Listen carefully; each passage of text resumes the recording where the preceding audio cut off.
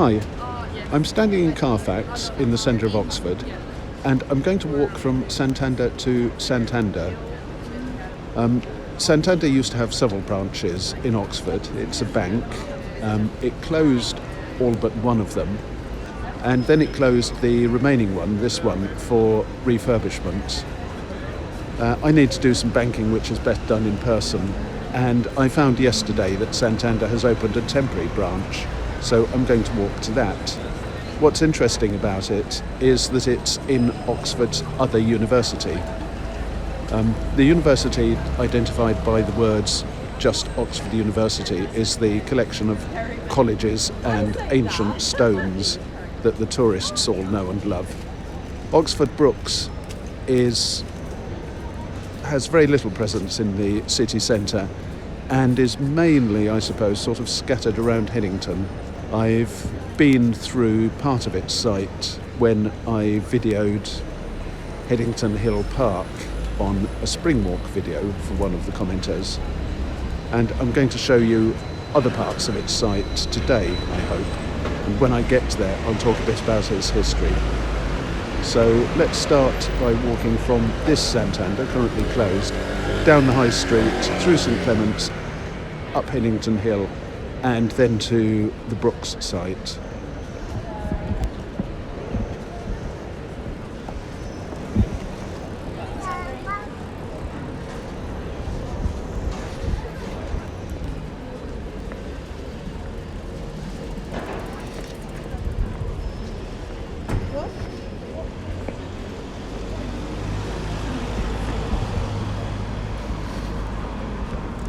It's only 11 o'clock in the morning, and it's already what I'd probably put at about 25 degrees.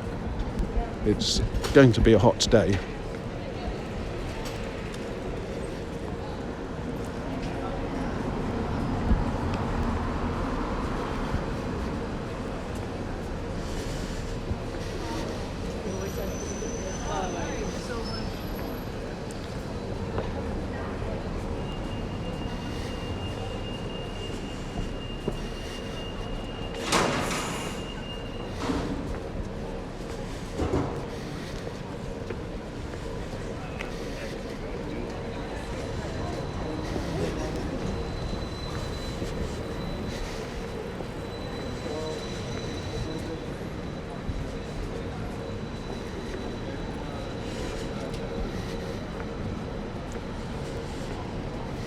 Speaking of banks, some of the grand buildings on the High Street used to be banks, and I think this was one of them, a National Westminster. Now the Ivy Hotel. And there used to be a cash machine on the side down the alleyway there. I'm trying to hop on 8.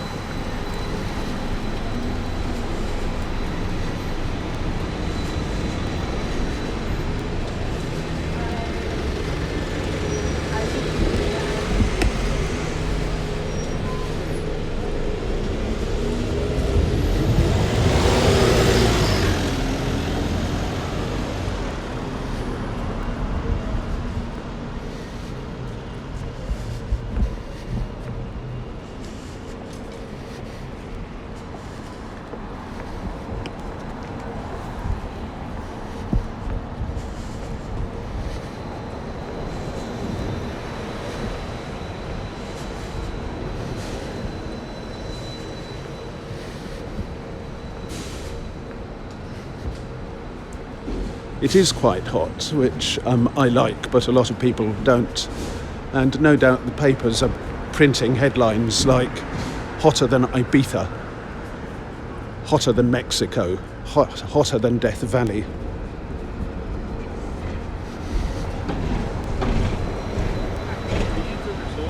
Sizzling summer scorcher, that's the sort of thing the Sun would say.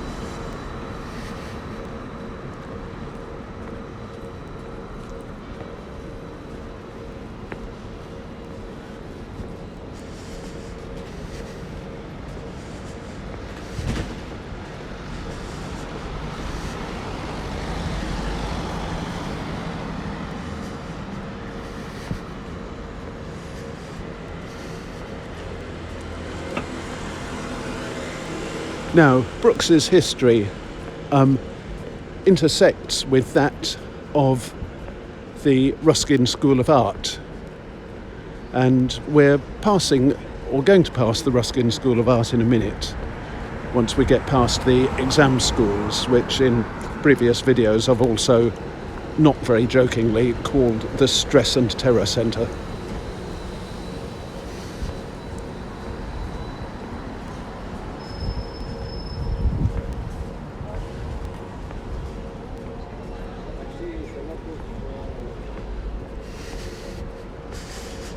This is a chance for you to experience some extreme contrasts between light and shadow, and the buildings on what is going to be one of the year's brightest days. De Chirico, eat your heart out.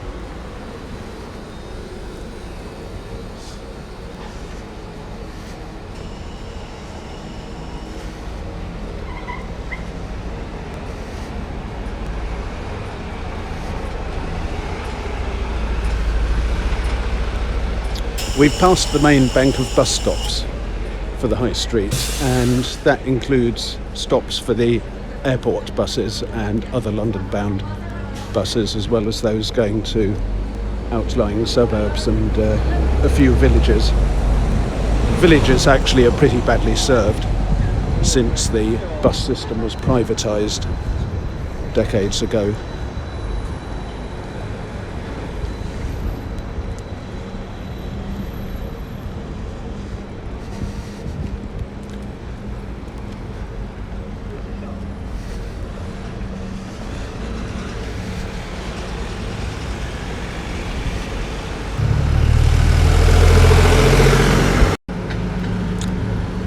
Right, well, I hope this comes out okay. I just got an intrusive pop-up that I've never seen before that said, "Not your iPods," and I couldn't see what I was supposed to do with it. I don't know whether this is a new form of smartphone spam or what.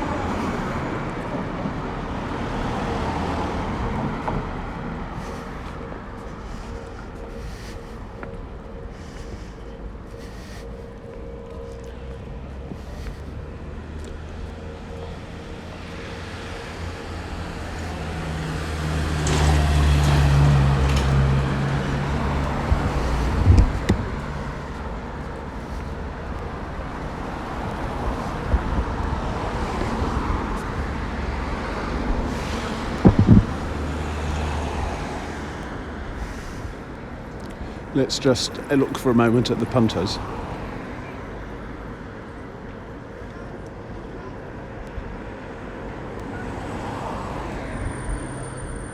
And there are more down there.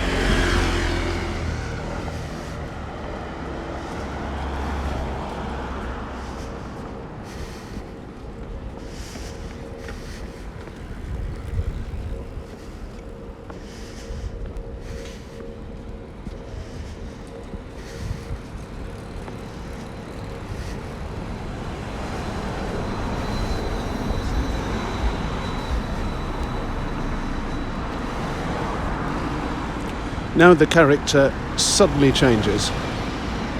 That's Sainsbury's, veiled in plywood.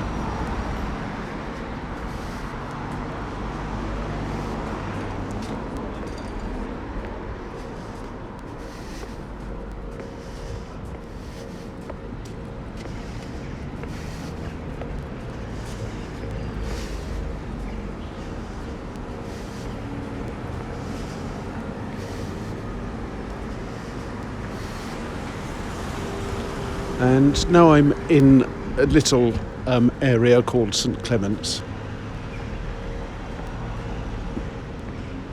Off to my right are Cowley Road, Iffley Road, and a cul-de-sac that goes down to St Hilda's College.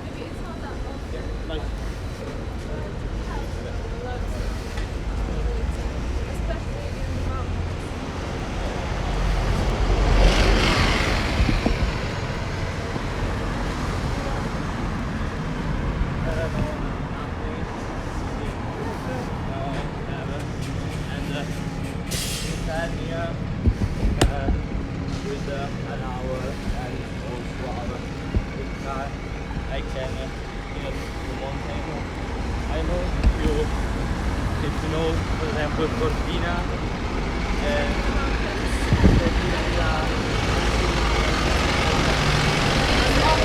All the way back there. I see Rachel.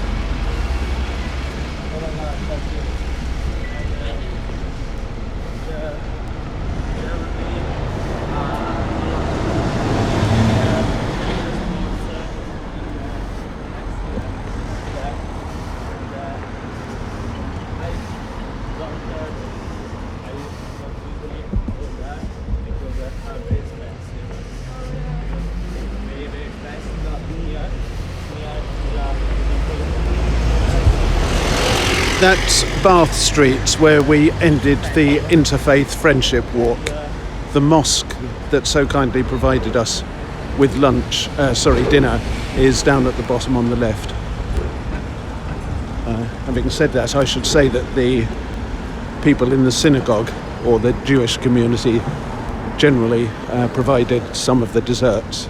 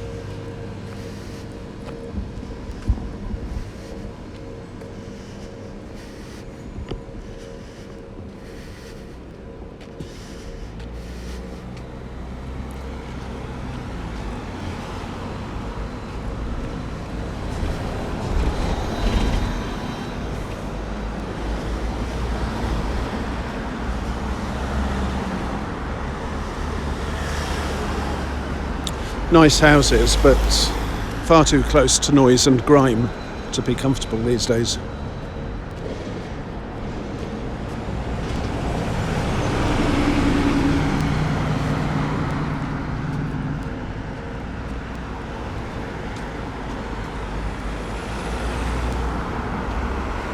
That's South Park, and the park on the other side is Headington Hill Park, which is the one I did the spring walk video about.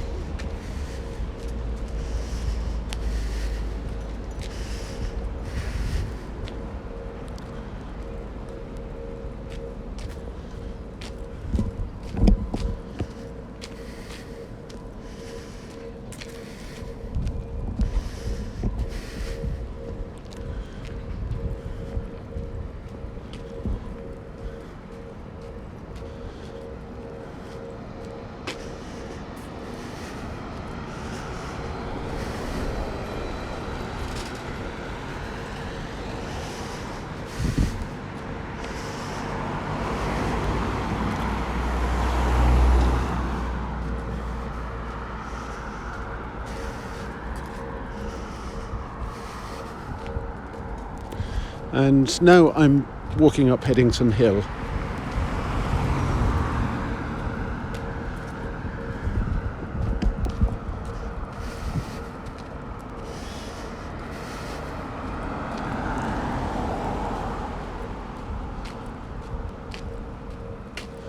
And we don't have so many hills in Oxford, so you notice ones like this.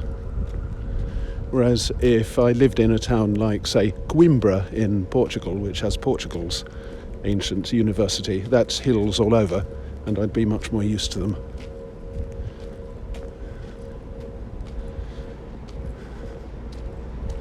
One similarity between those towns is that just as Oxford will sometimes give you students wearing gowns and full academic dress to accompany tourists around town and be photographed, so will Coimbra.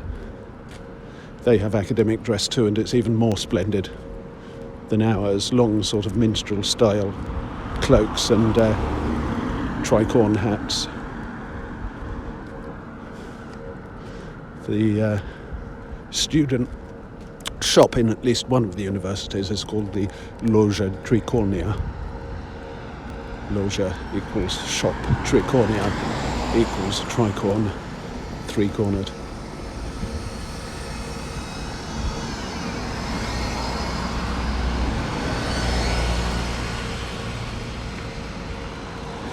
With strictly speaking, probably 3 points or horns, bits curved up at the end.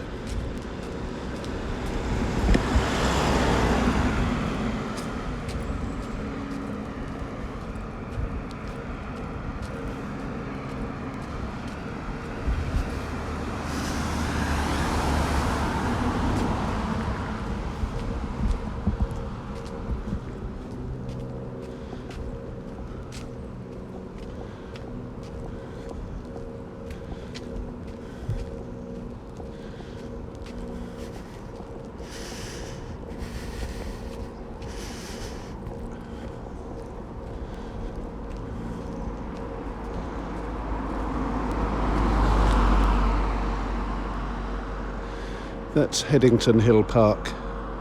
Through there, one guy running it, and about 50 varieties of trees, 50 species of trees.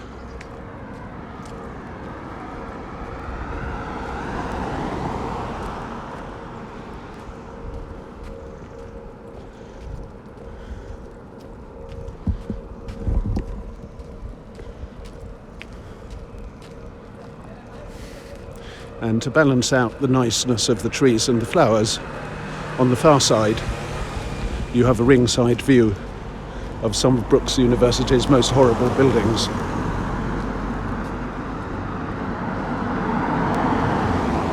Bits of what's collectively known as the Clive Booth Student Village, which must have involved the destruction of, well, I once estimated about 4,000 trees.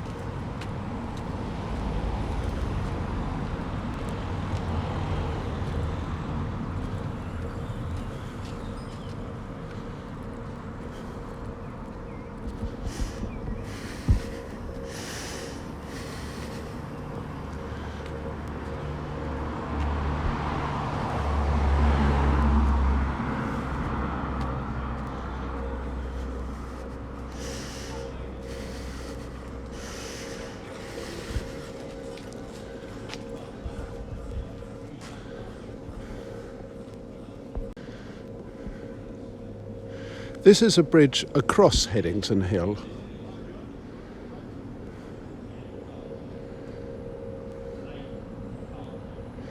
And I walked across it and took shots from the middle down and up the road in my Headington Hill Park video, so you can see it there.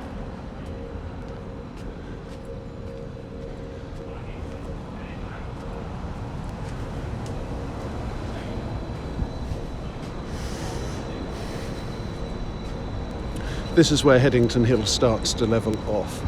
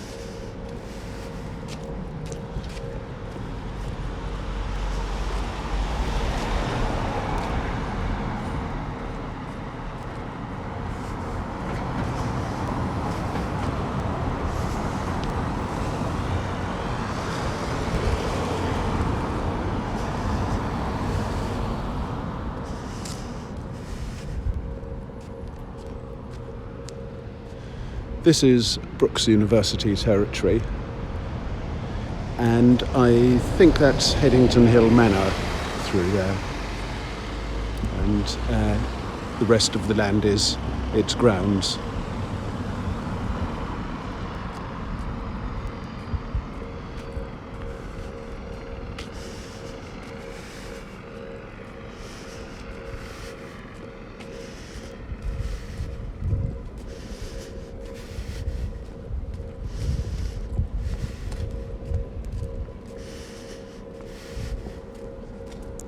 That's Pullen's Lane up there, which eventually turns into the end of Jack Straw's Lane and then curves round to the left.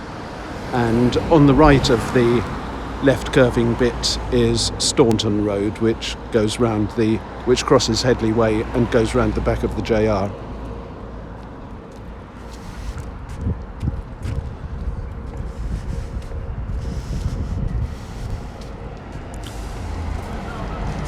And now I'm in a sort of no man's land, of which the main feature is probably Brookes itself, or will be.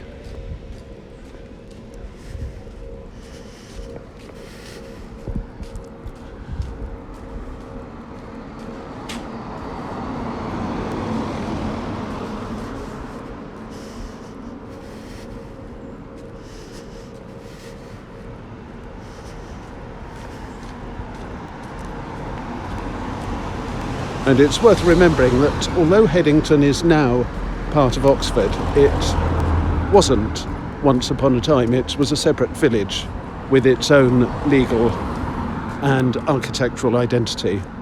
And that comes across very clearly if you go down, say, the streets at the end near Bury Knoll Park.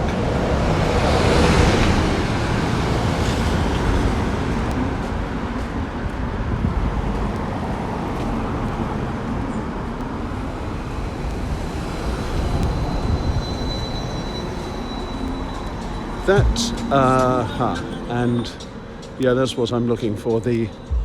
I can see a red Santander banner at the end of the ground floor row.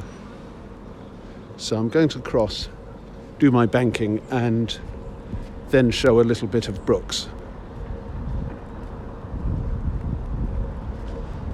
So back, hopefully not too long. Well, I've done my banking, and I have to say Santander were really, really helpful. So kudos to them. It's nice to talk to people who are so helpful. Bit of a difference from their website, which I was trying to use last night, where they have a robot, a chat GPT type program, so-called AI program called Sandy, which isn't at all helpful, but the member of staff this morning made up for that. And I'm now in Brookes University grounds. That's where the bank is. And it's obviously busy. I can hear clapping and cheering. And these are, I presume, summer school students. That's a huge business in Oxford, inviting people to come and learn in a historic environment and do some punting and look at the places Harry Potter was filmed, sorry, I mustn't be cynical, and all that sort of thing. And I see that some of these people have got EF logos, and they're the group that I pointed at in a video about tourists a few days ago, English as a foreign language, or English for foreigners, or some such. So what I'm now going to do is to go back onto the main road and walk round and down Gypsy Lane and show you a bit more of Brookes.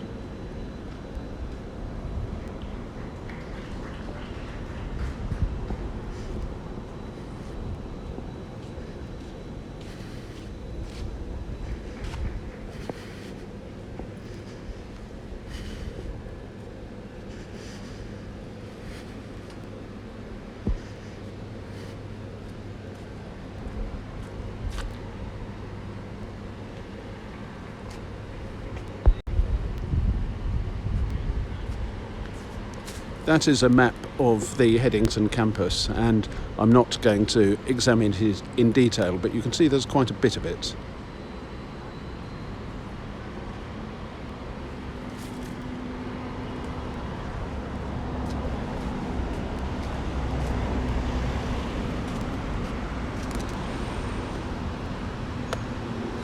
And I don't know my dates, but I don't think this is more than 10 years old.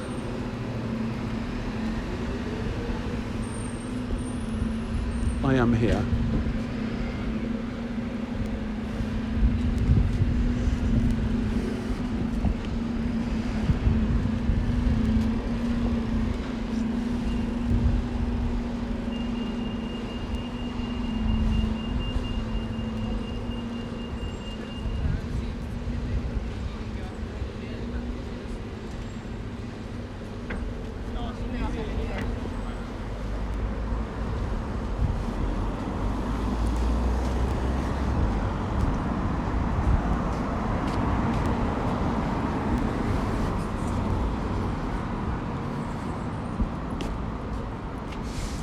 And this is the roadside edge of the campus, and it's a mixture of buildings in different styles.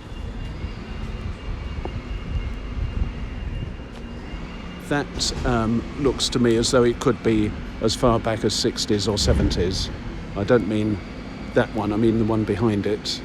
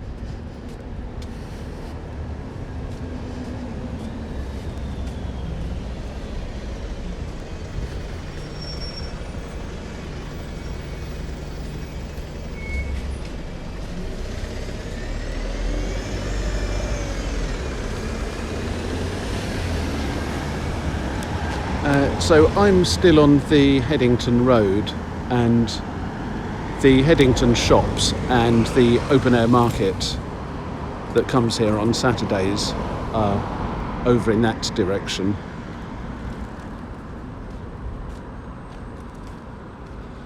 And this is Gypsy Lane, which goes all the way down to Old Road, which Old Road itself you can follow in that direction, and it goes past the Nuffield Orthopaedic Hospital and then crosses the Ring Road and goes up Shotover Hill, and I've done quite a few walks there now.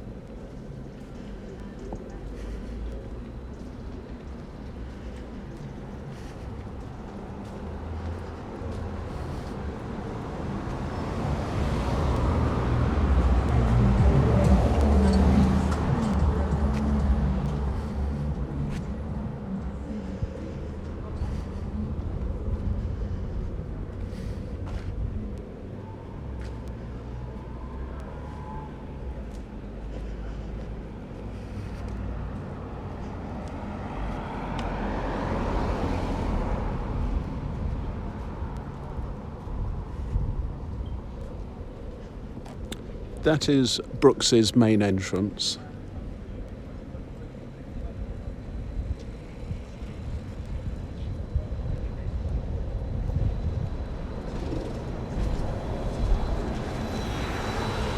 And I think quite a bit of the frontage, or maybe the entire front building, has been replaced or refurbished. And I also have a suspicion that it was one of the first bits of Brookes University to be built, or at least built on the current site, as I'll explain in a moment. The history goes back much further than the age of these buildings would suggest.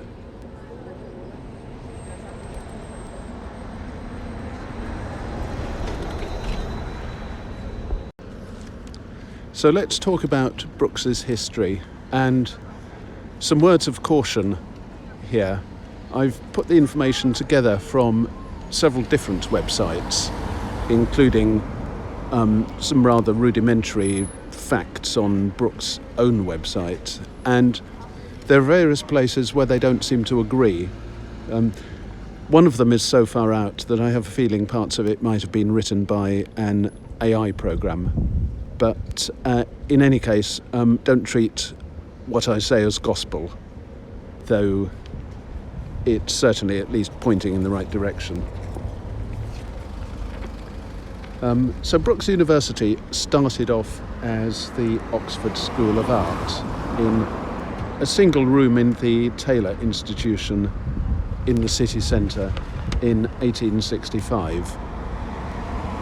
I'm not sure whether that was part of the Ashmolean officially at the time, but it was either part of the Ashmolean or just off to one side of it. And there's a building today which is still labelled Taylor Institution, and what was the Oxford School of Art would have been somewhere in there, I think. So it began life there in 1865, and then in 1870 apparently it was incorporated with an organisation called the School of Science, and together they used to give evening classes in the University Museum. But by this time, and this is why I said there was a connection with John Ruskin, Ruskin was beginning to intrude on the scene. The Oxford School of Art was run, apparently, according to the so-called South Kensington system. And this was intended to encourage artisanship and design by painstaking attention to technical detail and the study of work by masters in painting, drawing, and whatever else was being taught. The audience, the school was apparently mainly teaching artisans wanting to improve their technical skills, ladies, mainly the daughters of Oxford academics, so-called dons, and a few undergraduates. Isn't that so reminiscent of the times? An audience which consists of artisans, ladies who are mainly dons' daughters, and a few undergraduates. And that was before Ruskin. That was the Oxford School of Art before Ruskin came on the scene. And Ruskin felt this system crushed the imagination. In 1870, he became the first Slade Professor of Art, and he gradually took over the rooms and the students.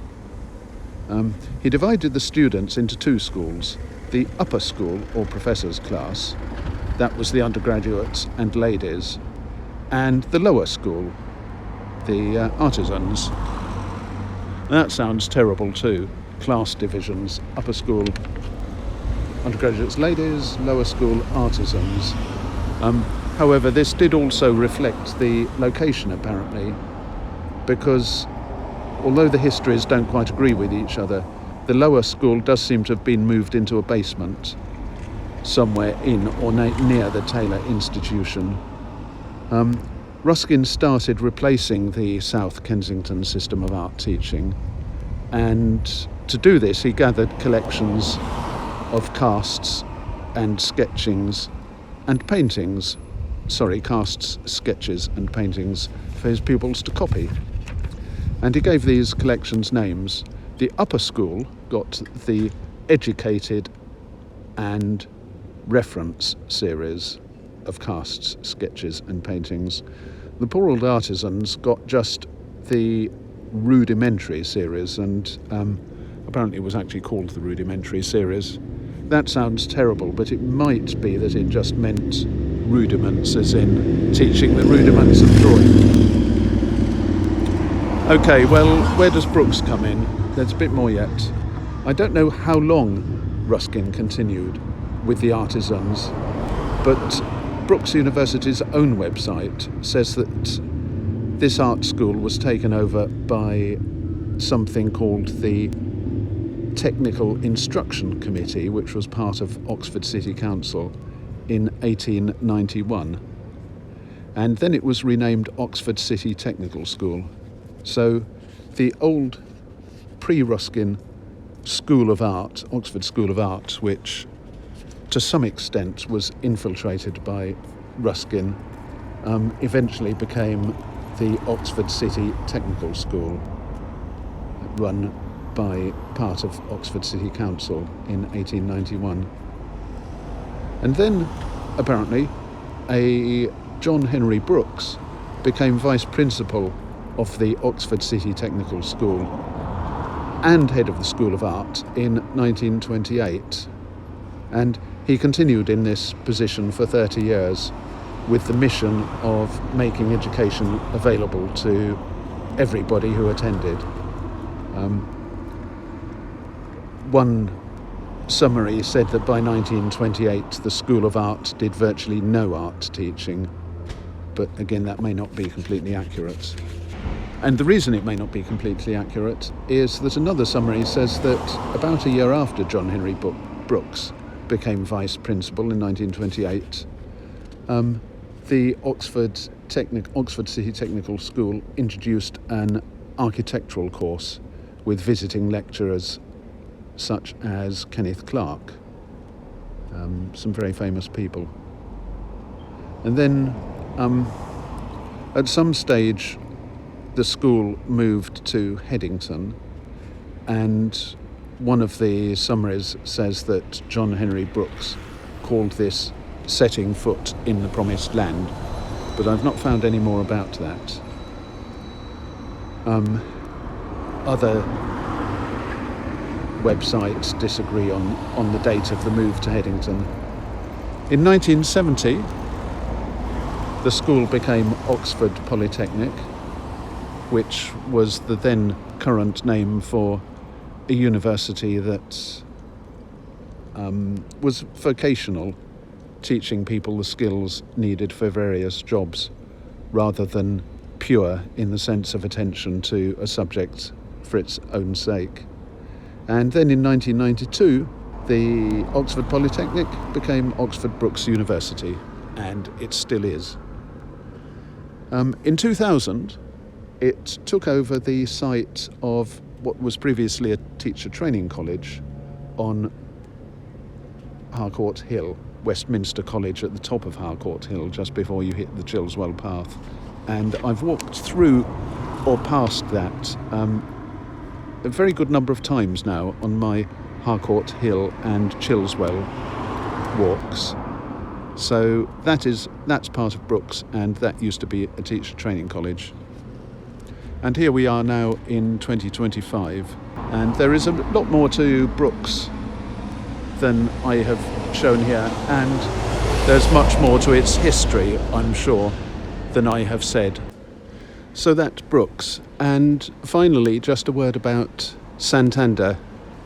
As I said, their building in Carfax is closed for 6 months, and it turns out that what's happening is a conversion into something that they say is unique. It's a fairly popular idea now, what's called a co-working space, where people can come, bring a laptop, plug into power, use the Wi-Fi, and buy drinks from a cafe while they're working. What's unique about the Santander one, apparently, is that they own the building, whereas their other buildings are leased. So as long as they keep the frontage within reasonable limits, they can do what they want with the inside, and they're going to be able to make it, therefore, a rather special co-working space. And another unique thing, well, another special thing anyway, is that apparently it will be free. So you won't pay a table rent or anything like that. You'll be able to come and turn up, use the Wi-Fi, use the power, and not worry about having to pay for the space. You will have to pay for coffee, but that seems fair enough. So that should be open sometime in December, and I can't wait to try it. I'll be there in December.